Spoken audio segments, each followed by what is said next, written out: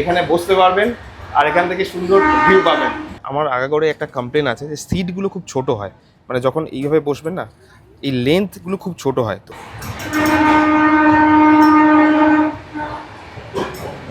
আর এই ট্রেনে একটা ছোট্ট মেকানিজম আপনাদেরকে দেখাই, জাস্ট এটাকে আপ করতে লাগবে আর এখানে কিন্তু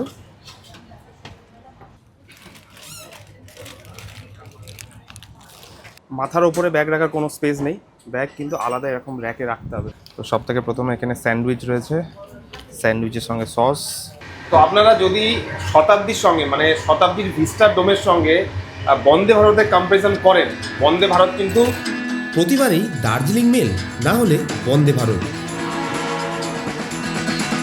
তবে আজকে ট্রাই করব হাওড়া থেকে এনজেপি শতাব্দীর ভিস্টাডোম। টিকিটের দাম প্রায় 2400 টাকা, আর রিজার্ভেশন করার সময় মাত্র একটাই টিকিট বাকি ছিল। তবে যাই হোক, ভিস্টাডোম আজকে চড়তেই হবে। দেশের বাড়ি থেকে বেরিয়ে হাওড়া ব্রিজ পৌঁছাতে অনেকটাই লেট হয়ে গেছে, তবে দারুণ এক্সাইটেড শতাব্দীর ভিস্টাডোম চড়ে এনজেপি যাওয়ার। ঘড়িতে এখন 2:10 বেজে গেছে আর আমার ট্রেন রয়েছে 2:25-এ। তো যতই তাড়াতাড়ি করি না কেন ট্রেন ধরার শেষ মুহূর্তে ভালোই লেট হয়ে যায়। তো যাই হোক, শতাব্দী এক্সপ্রেসেরও কিন্তু ভালোই সুনাম রয়েছে লেট হওয়ার জন্য। তো আজকের যেন লেটই হয়ে যায় ট্রেনটা। তো এখন দারুণ জ্যাম ছিল রাস্তায়, দারুণ ভিড়, আর অলমোস্ট পৌঁছে গেছি। 10 মিনিটের মধ্যেই ট্রেনের কাছাকাছি পৌঁছাতে হবে। তো এখনও 10 মিনিট টাইম রয়েছে, ট্রেন অলরেডি কিন্তু এসে গেছে আর ট্রেনে সবাই উঠেও গেছে। তো এখন 2:12, অলমোস্ট পৌঁছে গেছি, মানে ট্রেন পাশেই রয়েছে আর ট্রেন মিস হওয়ার ভয় নেই। তাও এত হেক্টিক, এত তাড়াতাড়ি করে ট্রেন ধরার জন্য এলাম, ফার্স্ট টাইম এতটা লেট হলো। তো যেটা বলছিলাম, শতাব্দী এক্সপ্রেসে কিন্তু ভালোই বদনাম রয়েছে, মাঝে মাঝে এতটাই লেট করে, একবার 4টের সময় ছেড়েছিল মনে আছে। যাই হোক, সেই হিসাবে আজকের প্ল্যাটফর্মে কিন্তু ট্রেন পৌঁছে গেছে। আর এবারে আমার ভিস্টাডোমটা কোথায় সেটা খুঁজতে হবে। ভিস্টাডোম পর্যন্ত পৌঁছাতে গেলে কিন্তু ট্রেনটাকে পুরো হেঁটে যেতে হবে, একদম সামনের দিকে ভিস্টাডোম। তো যদি একটু লেট করে ফেলতাম, এত দৌড়ে কিন্তু ভিস্টাডোম অবধি পৌঁছাতে পারতাম না, ট্রেনের মাঝখানে উঠতে হতো। তো দেখুন, সব প্যাসেঞ্জার কিন্তু ট্রেনের মধ্যে, আমি একাই হেঁটে হেঁটে যাচ্ছি। ঠিক আছে, পৌঁছে গেছি যখন, আর এটা আমার রোজকারের একটা শিডিউল হয়ে গেছে, Kolkata to NJP, NJP to Kolkata. তো এখন আর অতটা টেনশন হয় না, ট্রেন মিস করলে পরের ট্রেনে যাবো এরকম টাইপ লাগে। তো যাই হোক, তবু একটা টেনশন থাকে। তো কমেন্টসে লিখবেন আপনাদের যদি এরকম কোনো অভিজ্ঞতা থাকে ট্রেন মিস হওয়ার, অবশ্যই জানাবেন। তো এই হলো একদম ইঞ্জিনের সামনেই কোচ, আর ফাইনালি পৌঁছে গেছি। 31 একদম সামনের দিকে। আর ট্রেন ছাড়ার 5 মিনিট আগে পৌঁছে গেছি। This is the Vistadome. আর উপরে ট্রান্সপারেন্ট গ্লাসেস রয়েছে আর এর জানলাগুলো বেশ ভালোই বড়। তো যাই হোক, ফার্স্ট টাইম ভিস্টাডোম চড়ার অভিজ্ঞতা শেয়ার করবো, দেখতে থাকুন। তো এইবারে ট্রেনে উঠে ভালোই গরম হচ্ছে। তো এখানে দেখুন, একদম ইঞ্জিনের পরেরটাই কিন্তু ভিস্টাডোম। আর 5 মিনিট পরে ছেড়ে দেবে ট্রেন, তাও একবার ট্রেনের নিচে নামলাম। যেভাবে তাড়াহুড়ো করে এসেছি, মানে ফার্স্ট টাইম এত তাড়াহুড়ো করে কোনো ট্রেনে চাপলাম। যদিও আমার রেকর্ড নেই ট্রেন মিস করার, ফ্লাইট মিস করার, তাও আজকের মনে হচ্ছিল মিস হয়ে যেতে পারে। তো ভিস্টাডোমের ফার্স্ট এক্সপ্রেশন ভালোই, খারাপ নয়। এবারে যেতে যেতে বলবো এখানে কি ভালো লাগা রয়েছে, খারাপ লাগা রয়েছে, সব কিছুই বলবো। তো ইঞ্জিন স্টার্ট হয়ে গেছে, এবারে ট্রেনের মধ্যে চড়তে হবে আর ট্রেনের ভেতরেই কথা হবে এবারে। আর আমার সিট 31 নম্বরে, আর ব্যাগ রাখার জন্য কিন্তু আলাদা জায়গা রয়েছে। সিটের মাথার ওপরে ব্যাগ রাখার কোনো স্পেস নেই, ব্যাগ কিন্তু আলাদা এরকম র্যাকে রাখতে হবে, যেটা একদম গেট থেকে উঠেই এইখানে ব্যাগ রাখার জায়গা। আর এইখানে ব্যাগ রেখে তারপরে কিন্তু সিটে গিয়ে বসতে হবে। এটা একটা অন্যরকম জিনিস দেখলাম, যে সিটে উপরে ব্যাগ রাখার জায়গা নেই, ব্যাগ রাখার জন্য আলাদা জায়গা করা রয়েছে। আর এইবারে এই ট্রেনের সবথেকে বেস্ট পার্ট আপনাদের দেখাবো। এখানে এসে আরামসে বসে থাকতে পারেন আর এখান থেকে এত সুন্দর একটা ভিউ থাকবে। তবে ভিউতে মজা আসতো যদি সামনে ইঞ্জিনটা না থাকতো। তো ফার্স্ট টাইম ভিস্টাডোমে চড়ছি। যদিও কলকাতা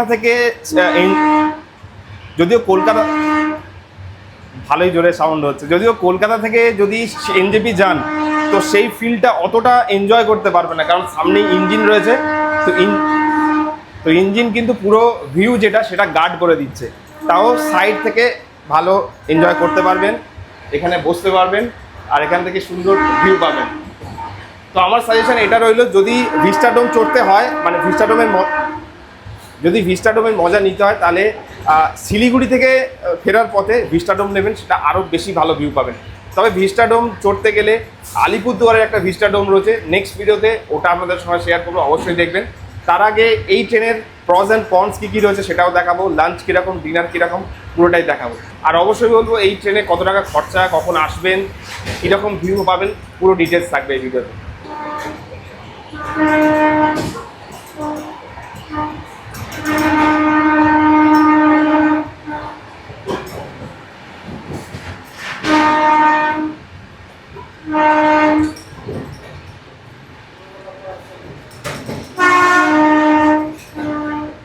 আমাদের ট্রেন এখন বর্ধমান ছাড়লো, আর এইবারে ট্রেনে বসার যে ফিল সেটা আপনাদের সঙ্গে শেয়ার করি। সবথেকে প্রথমে শতাব্দী এক্সপ্রেসে আমার আগাগোড়ে একটা কমপ্লেন আছে যে সিটগুলো খুব ছোট হয়, মানে যখন এইভাবে বসবেন না, এই লেন্থগুলো খুব ছোট হয়। তো এইখানে কিন্তু সেই প্রবলেমটা নেই, এই সিটের লেন্থটা ভালোই রয়েছে। তো সিটিং পশ্চার যেটা মানে ভালোই কমফোর্টেবল। আর নর্মাল কম্পার্টমেন্টগুলোতে কিন্তু সিট এতটাই ছোট যে পা বেরিয়ে যাবে, বসতে ভীষণ অসুবিধা হয়। তো আমি জানি না কারা এইভাবে বানিয়েছে সিটগুলো মেজারমেন্ট ছাড়াই, তো প্রচণ্ড অসুবিধা হয় শতাব্দীতে সিটে বসে আসতে, আবারও বলছি। তবে এইখানে মানে এই কোচে কিন্তু সেই প্রবলেমটা নেই, সিটগুলো ভালোই চওড়া চওড়া সিট রয়েছে, লেগ স্পেসও ভালোই রয়েছে, তো কমফোর্টেবলে বসতে পারবেন। আর সামনের লেগ স্পেস কিন্তু অনেকটাই রয়েছে, এখানে দেখুন ভালো লেগ স্পেস রয়েছে। আর এই ট্রেনে একটা ছোট্ট মেকানিজম আপনাদেরকে দেখাই, জাস্ট এটাকে আপ করতে লাগবে, আর এখানে কিন্তু একটা ছোট্ট পার্ট রয়েছে যেখানে আপনি খাবার দাবার রাখতে পারবেন। তো এটা খুব একটা কমফোর্টেবল তো লাগলো না, বাট ঠিক আছে। তো এখানে আমাদের স্ন্যাক্স চলে এসছে, তো এখানে রেখে আপনারা খেতে পারবেন। তো ওভারঅল বন্দে ভারতের মতন খুব হাইলি ডেকোরেটেড নয়, তবে ভালো, মানে শতাব্দী হিসাবে কিন্তু এখানে যে আয়োজন রয়েছে সেটা খুব সুন্দর। এবারে এখানকার খাবার দাবার কীরকম সেটা আপনাদেরকে শেয়ার করব। আর এইবারে দেখা যাক স্ন্যাক্সে কী কী দেওয়া হয়েছে। তো সব থেকে প্রথমে এখানে স্যান্ডউইচ রয়েছে, স্যান্ডউইচের সঙ্গে সস, এখানে চানাচুর রয়েছে, আর এখানে একটা কচুরি, তার সঙ্গে আরেকটা জিনিস রয়েছে মিল্ক অ্যান্ড নাটের বরফিও রয়েছে। তো মিষ্টির মধ্যে এইটা, বাকি স্যান্ডউইচ আর তেলের জিনিস তো রয়েছে, আর চানাচুরও রয়েছে। তো যাই হোক, শুরু করা যাক।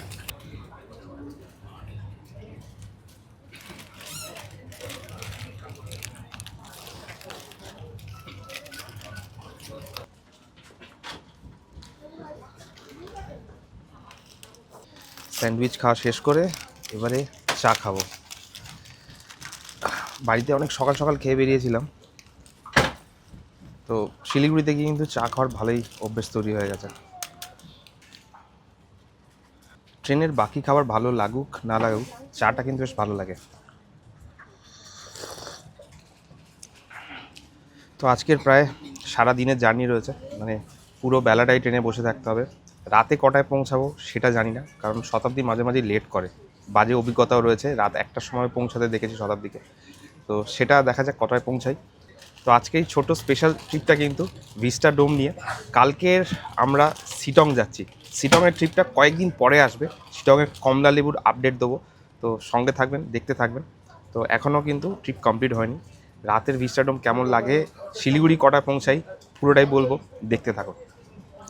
তো এখন সন্ধ্যে প্রায় 7:30, ট্রেনটা বেশ খালি খালি মনে হচ্ছে, সবাই যে যা সিটে বসে রয়েছে, এখানে এত শোর সারাবা নেই, ফাঁকা ফাঁকা। আর আরেকটা জিনিস দেখানো খুব ইম্পর্টেন্ট, এই ট্রেনের বাথরুমটা কীরকম। তো অনেকক্ষণ পরে বায়ো ব্রেকের জন্য উঠেছি সিট ছেড়ে, আর এবারে চেক করা যাক এই ট্রেনের বাথরুমটা কীরকম। তো এইখান থেকে এসে ট্রেনের বাথরুম, তো এখানে কিন্তু নর্মালি বাথরুম রয়েছে, সেম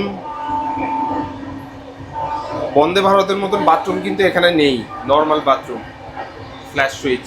তো আপনারা যদি শতাব্দীর সঙ্গে মানে শতাব্দীর ভিস্টাডোমের সঙ্গে বন্দে ভারতের কম্পারিজন করেন, বন্দে ভারত কিন্তু ফার বেটার, অনেক বেশি ভালো।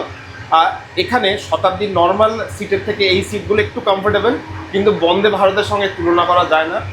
ইনক্লুডিং এর বাথরুমও কিন্তু নর্মাল অন্যান্য ট্রেনে যেরকম হয়, মানে দার্জিলিং মেল বা পদাতিক মেলে যেরকম হয়, এই কোচেও কিন্তু সেম বাথরুম রয়েছে, বাথরুমও খুব একটা ভালো নয়, তবে ভিস্টাডোমে এলে এক সাইডে কিন্তু বাথরুম আছে, আর একটা সাইডে ভিউ পয়েন্ট বলতে পারেন, মানে ওখান থেকে ভিউ দেখা যাবে, কিন্তু বাথরুম একটা দিকেই রয়েছে। আর বাথরুমগুলো অ্যাভারেজ গুড, নর্মাল বাথরুমের মতনই। বন্দে ভারতের মতন বড় বাথরুম কিন্তু এখানে নেই। আর সন্ধে হতেই হালকা হালকা ঠান্ডা পড়তে শুরু করেছে, তো জ্যাকেট চাপিয়ে নিলাম। আস্তে আস্তে আমরা শিলিগুড়ির দিকে যাচ্ছি। শিলিগুড়ি কিন্তু ভালো ঠান্ডা রয়েছে, আর এই ট্রেনে হেঁটে চলাফেরা করার জন্য প্রচুর স্পেস রয়েছে। আর সব থেকে বেস্ট স্পেস হচ্ছে এইটা, ফ্রন্টে যে জায়গাটা রয়েছে। তবে শুরুতে যেটা বললাম, যে যখন আপনারা শিলিগুড়ি থেকে কলকাতার দিকে আসবেন তখন কিন্তু ইঞ্জিনটা সামনে থাকবে না, তখন দারুণ সুন্দর ভিউ পাবেন।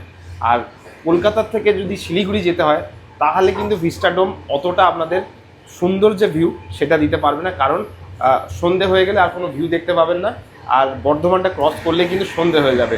তো বেস্ট যদি ভিস্টাডোম চড়তে চান তাহলে বেস্ট হচ্ছে এনজেপি থেকে যদি কলকাতার ভিস্টাডোমটা চড়েন, মানে কলকাতা যাওয়ার শতাব্দীটা ধরেন, ওটা কিন্তু বেস্ট লাগবে, একদম সকাল সকাল দারুণ ভিউ পাবেন। তো যাই হোক, অনেকক্ষণ সিটে বসেছিলাম, এবারে এখানে একটু হাঁটা চলা করতে পারছি, জায়গাটা বেশ ফাঁকা, যদিও রাতের ভিউ পয়েন্ট বলতে গেলে কিছুই নেই, তবে হাঁটা চলার জন্য এইটা কিন্তু ভালো জায়গা একটা। আর এখন ঘড়িতে 7:15 এসে গেছি মালদা টাউনে। তো ট্রেন মালদা টাউনে 5 থেকে 7 মিনিট দাঁড়ায়, তারপর এখান থেকে আবার রওনা দেবো। তো ওভারঅল জার্নিটা কিন্তু ভালোই ছিল, মানে রোজ তো বন্দে ভারত আর দার্জিলিং মেলে যাই, ফার্স্ট টাইম ভিস্টাডোমের জার্নিটাও কিন্তু দারুণ ছিল। তো এখানে মালদা টাউনের পরে আমরা শিলিগুড়ি পৌঁছাতে প্রায় 10:30 11টা বেজে যায়। তবে এরকমও এক্সপিরিয়েন্স আছে যে রাত 1টার সময় পৌঁছেছে এই ট্রেন। তো শতাব্দী মাঝে মাঝে লেট করে, তবে সব সময় না। দেখা যাক আজকে কটার সময় পৌঁছাই। তো এখন জাস্ট মালদা স্টেশন থেকে আমরা রওনা দেব, আর একদম ইঞ্জিনের পরের কোচটা দিয়ে কিন্তু আমরা রয়েছি, যে জন্য সামনের ভিউটা একেবারেই ব্লক, সামনে থেকে দেখা যাবে না, শুধু ইঞ্জিনের লাইটটা দেখা যাচ্ছে। তো একটু পরেই ডিনার আসবে, ডিনারটা এখানকার কেমন। তো এখনো ট্রেনের দরজা কিন্তু খোলা রয়েছে, ট্রেন আস্তে আস্তে ছাড়তে শুরু করেছে। তো চলুন এবার ভেতরে গিয়ে বসা যাক। এবার ডিনার টাইম, ডিনারটা কেমন হয় এই ট্রেনে সেটাও আপনাদেরকে দেখাবো। তো চলুন যাওয়া যাক ভেতরে।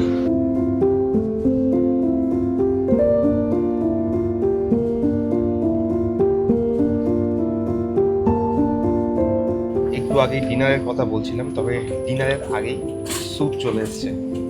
তো স্যুপের সঙ্গে বাটারও আছে, আর স্যুপ স্টিকও আছে। এর আগে কিন্তু ট্রেনে কোনোদিন আমি স্যুপটা ট্রাই করিনি, তো ফার্স্ট টাইম এখানকার স্যুপটা কেমন লাগলো সেটা দেখা যাক। বাটারটা অ্যাভয়েড করি, কিন্তু বাটারটা নষ্ট করবো না, এটা নিয়ে যাব বাড়িতে। সব কিছু ফেলে দেওয়া যায় না, কিছু জিনিস নিয়েও যেতে হয়। স্যুপটা টেস্ট করা যাক, কালারটা বেশ দারুণ লাগছে।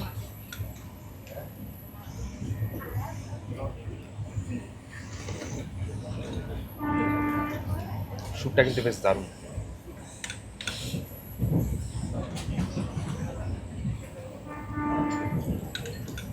স্যুপ খাওয়া কমপ্লিট করার পরেই ঠিক 8টার সময় কিন্তু আমাদের ডিনার চলে এসছে। তো এই কোচে ডিনারে খাবার কিছু স্পেশাল আছে সেটা জানবো, তো দেখাই যাক কিছু স্পেশাল খাবার থাকে কিনা এই ভিস্টাডোমে। দই আছে এখানে, চামচ, স্পুনস রয়েছে। আর নর্মালি আমি ট্রেনে উঠলে ভেজ খাবারই অর্ডার দিই, তো ভেজই বলেছি। ভেজের মধ্যে প্রথম হচ্ছে ডাল, তারপরে রয়েছে ভাত, তারপরে এখানে আলু ভাজা, আর তার সঙ্গে এইটাতে অবশ্যই পনির থাকবে, হ্যাঁ পনির, আর তার সঙ্গে এখানে পরোটা। তো আগে পরোটা দিয়ে শুরু করা যাক, তারপরে ভাত খাবো।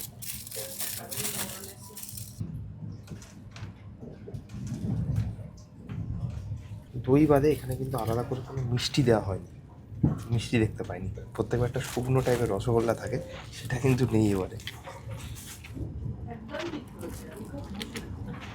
যাই হোক, মিষ্টি দিলে খেতে ইচ্ছা করে, মিষ্টি না দেওয়াটাই ভালো।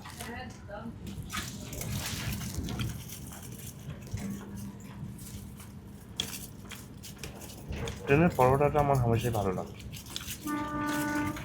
তো এখন ঘড়িতে প্রায় 8:15 বাজে, খেতে বসেছি। এরপর বাড়িতে পৌঁছাবো, মানে ট্রেন পৌঁছাবে প্রায় 11টার দিকে। যখন ঘরে পৌঁছাবো তখন প্রায় 12টা 12:30, তখন গিয়ে আবার খিদে পাবে। তো সেটা একটা চাপ হয়ে যায়। খাবারটা 9টার দিকে দিলেই মনে হয় বেশি ভালো হতো। যাই হোক, অনেকেই আছেন খুব তাড়াতাড়ি খেতে পছন্দ করে, তাদের জন্যই হয়তো 8টার সময় ডিনার সার্ভ করে দেওয়া। না, এখানে কোনো পিকলস, এই পিকলসটা আমার খুব ভালো লাগে।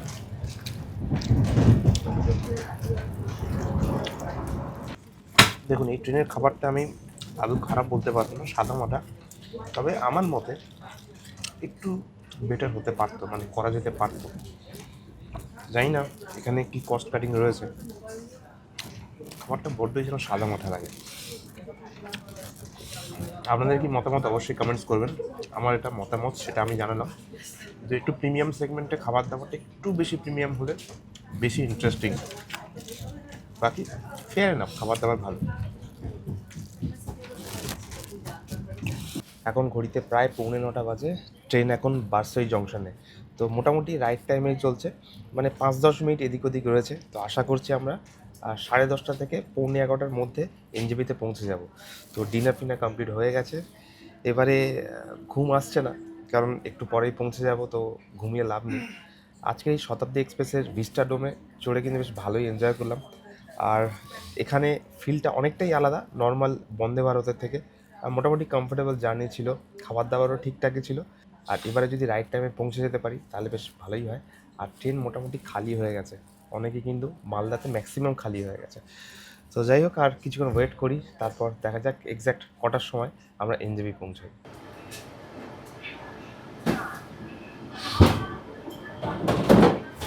আর ট্রেনে ওঠার সময় থেকেই কিন্তু বদনাম করছিলাম যে শতাব্দী এক্সপ্রেস অনেক সময় প্রচুর লেট করে। আজকের বিফোর দ্য টাইম পৌঁছে গেছি, এখনও 10:30 বাজেনি, এক্স্যাক্ট 10:30 বাজে, মানে 1 মিনিটও এদিক ওদিক নেই। এক্স্যাক্ট টাইমে কিন্তু আমরা নিউ জলপাইগুড়িতে পৌঁছে গেছি। This the best part. তো আজকের টোটাল রাইডটা দারুণ এনজয় করেছি। ভিস্টাডোমের অভিজ্ঞতা অবশ্যই একবার করা উচিত। তো একদম ট্রেনের সামনেই ছিলাম, ট্রেনের সামনের থেকে অনেকটা হেঁটে যেতে হবে সামনের প্ল্যাটফর্মের দিকে। তো এরপরে কিন্তু নর্থ সিকিমের অনেকগুলো ট্রিপ আসতে চলেছে এর পরের এপিসোডগুলোতে। এর আগের এপিসোডে ইস্ট সিকিম, মে ফেয়ার, আমাদের ডায়মন্ড হারবার মানে দক্ষিণ 24 পরগনার মুচিসা নিয়েও কিন্তু ভিডিও বানিয়েছি, সেগুলো যদি না দেখে থাকেন অবশ্যই দেখবেন। আর আজকের ফেরার পথে কিন্তু কালকেরই আমরা যাব সিটংয়ের কমলালেবু বাগান দেখতে। যদি এই ভিডিওটা আগে দিয়ে দিই অবশ্যই আপনারা দেখে থাকবেন। তো দেখা হবে খুব শীঘ্রই এরকম আরও নতুন নতুন ভিডিও নিয়ে। সঙ্গে থাকুন, দেখতে থাকুন আমাদের channel metro life for you.